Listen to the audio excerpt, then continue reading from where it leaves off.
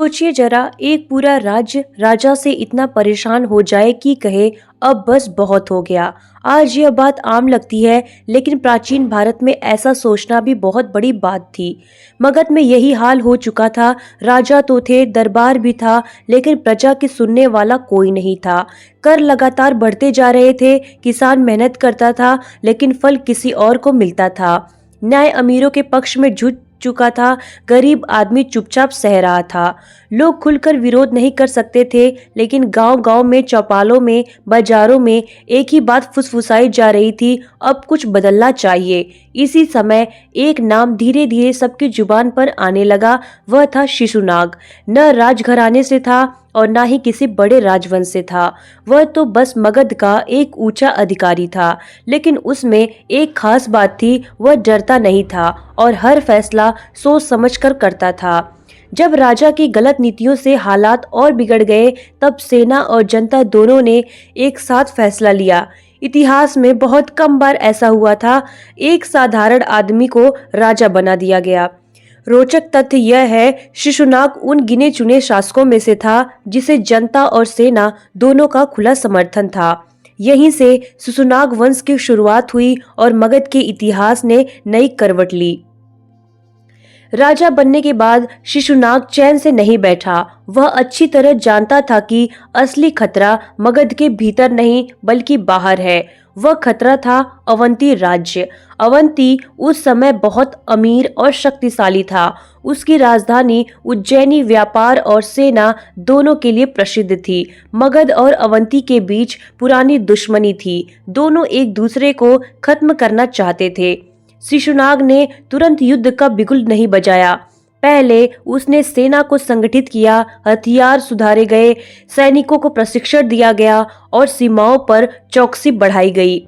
जब उसे लगा कि अब सही समय है, तब अवंती पर हमला किया गया। युद्ध आसान नहीं था, कई दिन तक लड़ाई चली, लेकिन शिशुनाग खुद मोर्चे पर डटा रहा। अंततः अवंती की हार हुई। यह सिर्फ एक राज्य की हार नहीं थी, बल्कि मगध के लिए एक नई शुरुआत थी। अवंती के नष्ट होने के बाद मगध पूरे उत्तर भारत का सबसे शक्तिशाली राज्य बन गया। यही जीत शिशुनाग को इतिहास में अमर बना देती है।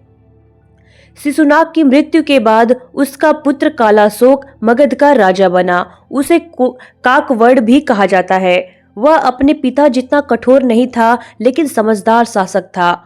उस समय मगध की राजधानी थी वैशाली। वह स्थान राजनीति के लिए साथ साथ विचारों और धर्म के लिए भी प्रसिद्ध था। यहाँ दूर दूर से लोग आते थे।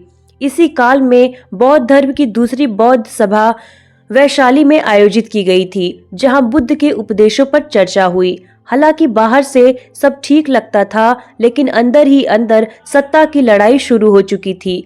कालाशोक के बेटे शासन को लेकर आपस में ही उलझने लगे। राज्य की ताकत धीरे धीरे कम होने लगी। मगध अब मजबूत तो था, लेकिन पहले जैसा एकजुट नहीं रहा। कालाशोक के बाद उसके 10 बेटों ने मिलकर शासन संभाला। यह फैसला मगध के लिए भारी पड़ गया। अब राज्य एक था, लेकिन सोच 10 थी। हर राजा अपनी बात मनवाना चाहता था, किसी में तालमेल नहीं था। न्याय मिलने में देरी होने लगी, प्रशासन ढीला पड़ गया, जनता फिर से परेशान होने लगी और भरोसा टूट गया। इसी माहौल में एक व्यक्ति तेजी से आगे बढ़ा। उसका नाम था महापद्मानंद। वह बहुत चालाक था, महत्वाकांक्षी था और धन संपत्ति वाला व्यक्ति था।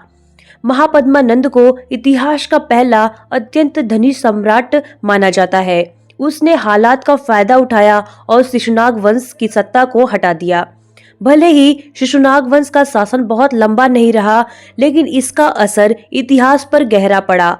इस वंश ने मगध को एक महाशक्ति बना दिया, अवंती जैसे बड़े राज्य को खत्म किया और उत्तर भारत में अपना प्रभुत्व स्थापित किया। सबसे बड़ी बात यह थी कि शिशुनाग ने यह साबित कर दिया कि राजा जन्म से नहीं बल्कि कर्म से बनता है। शिशुनाग वंश ने हर्यक और नंद वंश के बीच पुल का काम किया। इसी मजबूत नींव पर आगे चलकर नंद और मौर्य जैसे महान साम्राज्य खड़े हुए। शिशुनाग वंश की कहानी हमें सिखाती है कि सही समय पर लिया गया फैसला इतिहास की दिशा बदल देता है।